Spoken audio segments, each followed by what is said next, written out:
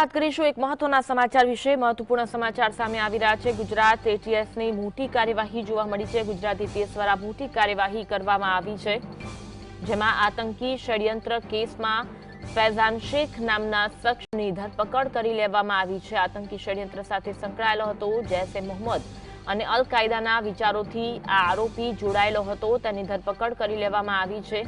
નવસારીના ચારપુલ વિસ્તારમાંથી આતંકીની ધરપકડ કરી લેવામાં આવી છે।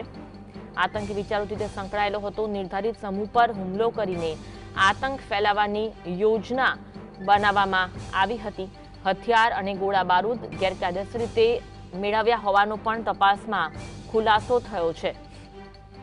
ફૈઝાન શેખ મૂળ રામપુર ઉત્તર પ્રદેશનો વતની છે અને તેની ધરપકડ કરી લેવામાં આવી છે એટીએસ દ્વારા અને ગુજરાત એટીએસને આ મોટી સફળતા મળી છે। આજ અંગે વધુ વાત કરીશું। સંતા વિરેન્દ્રસિંહ અમારી સાથે ફોન લાઈન પર જોડાયા છે। વિરેન્દ્ર, ગુજરાત એટીએસ એક મોટી સફળતા આતંકી ષડયંત્ર કેસમાં ફૈઝાન શેખની ધરપકડ, વિગત જણાવશો?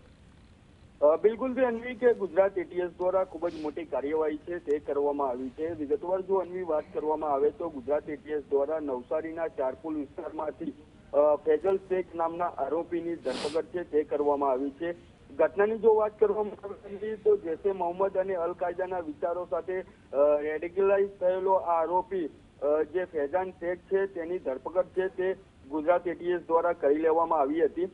તપાસની અંદર જે સામે આવ્યું છે તેની અંદર ફૈઝાન શેખ મૂળ રામપુર અને ઉત્તર પ્રદેશનો રહેવાસી છે।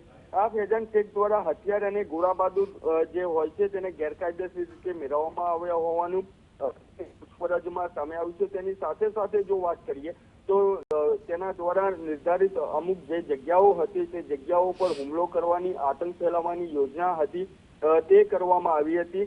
અત્યારે તો ફૈઝાન શેખની ગુજરાત એટીએસ દ્વારા ધરપકડ છે તે કરવામાં આવી છે। તેની મેરેથોન પૂછપરછ શરૂ કરી દેવામાં આવી છે। તેની સાથે સાથે કોણ સંકળાયેલું છે, કોણ તેના આકા છે તે દિશામાં અત્યારે તપાસનો ધમધમાટ ચાલી રહ્યો છે। જી, આભાર માહિતી આપવા માટે।